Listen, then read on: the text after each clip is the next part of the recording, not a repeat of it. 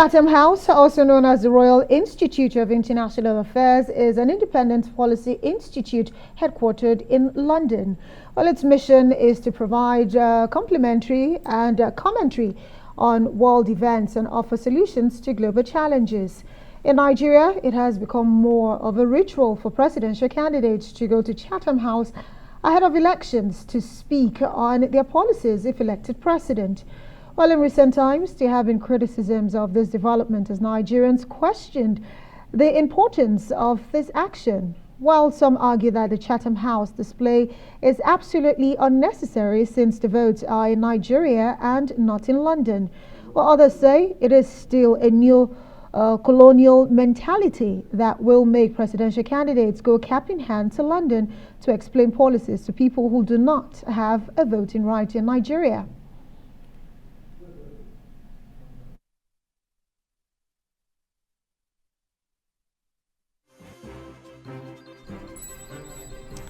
Okay, to discuss this further, Eluem Emeka-Izeze, former managing director and editor-in-chief of the Guardian newspapers, joins us from our Lagos studios. Good evening, Eluem. Nice having you on Newsnight.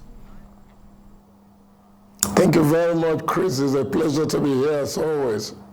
All right. I mean, the controversy over why our presidential candidates should go to Chatham House, a think tank is a foreign think tank, of the British government and its people, while we have the Nigerian Institute of International Affairs with very reputable world, scholars who domiciled in that place.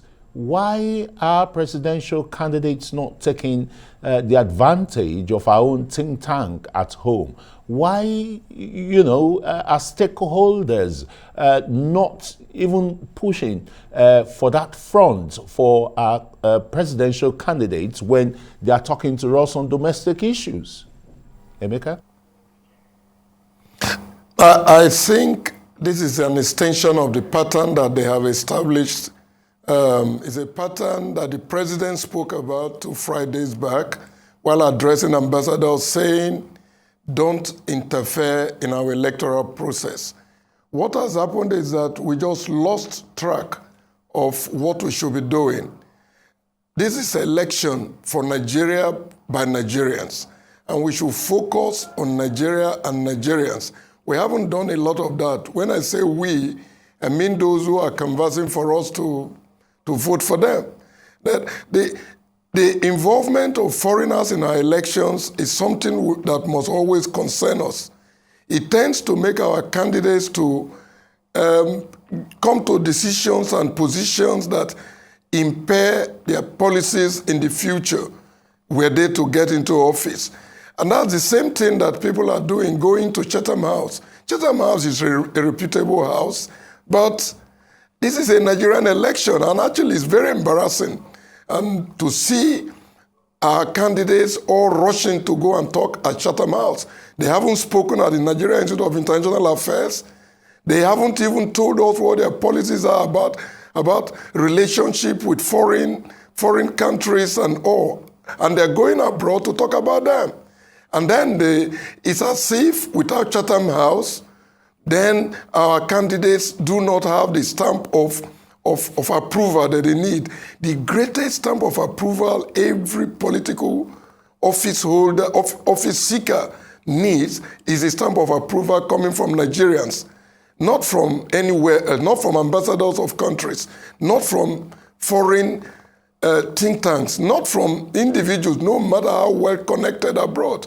They need the approval of Nigerians. They are not doing enough to get approval of Nigerians, and then they're dancing off to foreigners and dancing off to foreign think tanks. I think going forward in our electoral processes, we really have to put checks on some of this. It makes the country, this is a big country, for goodness sake. People don't tend to, with all our problems, we're still a big country. And people tend to understate our importance. And as a result, we dance into the arms of of anyone who thinks he can help us. But it goes beyond that. Our candidates must be very astute and very discerning in political, even international relationships. And they shouldn't just run to England. What does it say to us? Is that unless you are approved by England, you are not going to be president of Nigeria. It shouldn't be. Eluem, you say it shouldn't be, and you say the stamp of approval that our presidential candidates really need is the approval of Nigerians. That is on one hand. Some agree with you, and some others will say our presidential candidates are not the first ones to do this. Even former U.S. President Barack Obama actually did speak at the Chatham House. But beyond all of that, yes, we do know we have the NIA here in Nigeria, but some would be of the opinion that, yes, the approval that these candidates need are that of Nigerians, but there are Nigerians in the diaspora, in the UK, in Europe, who follow the Chatham House conversation, probably get to understand the candidates a bit better. And also they say Chatham House sort of provides an opportunity for international affiliations, which of course, when you become president, you need that. So what do you have to say to those who believe that there are some advantages, even though you have highlighted major drawbacks as to why Chatham House should not be as important? I don't have problem with going to Chatham House as a principle. Actually, there should be nothing wrong with a president, sitting president, going to speak at Chatham House. And I'm talking about somebody who is aspiring to that office. More than that, there is a marked difference between what Barack Obama did, whether in Berlin or elsewhere, and what is going on here.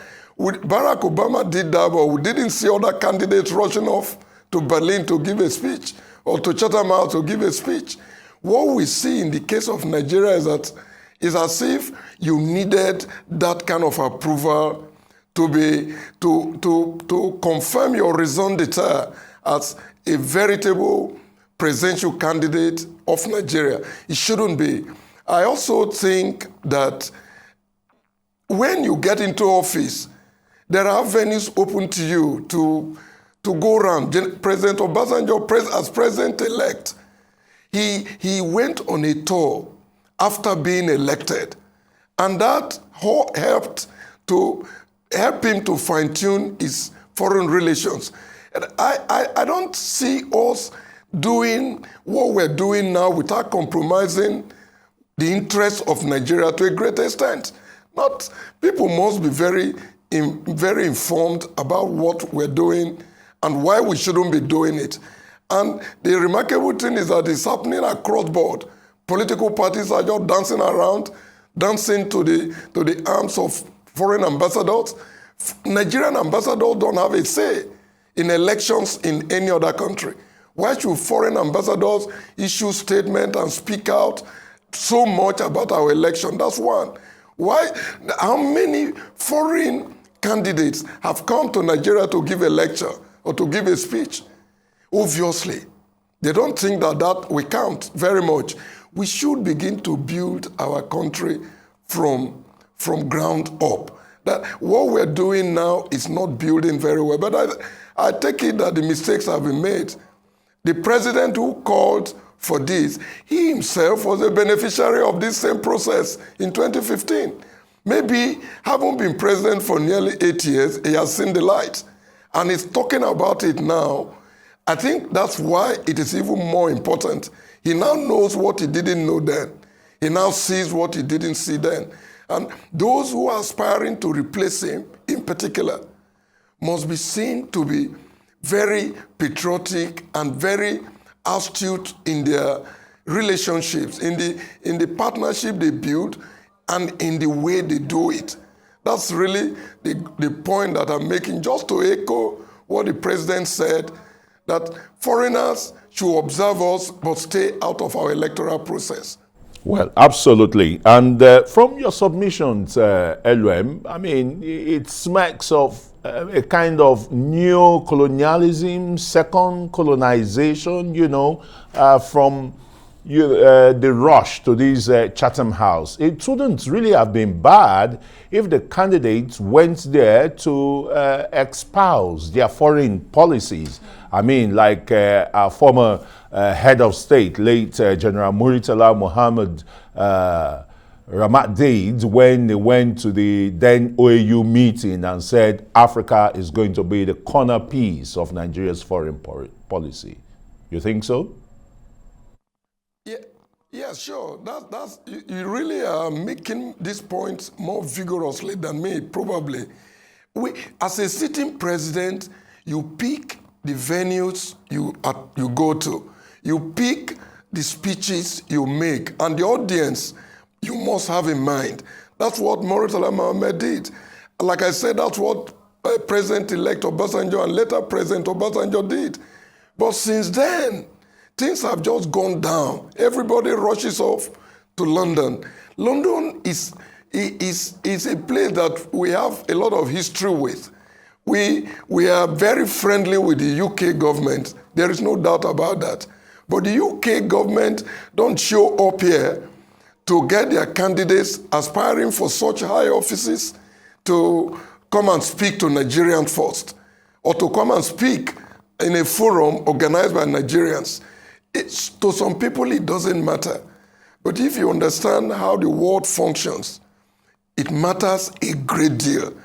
It says a lot about you. Look, henceforth, other African countries are going to be going to Chatham House regularly before even getting elected.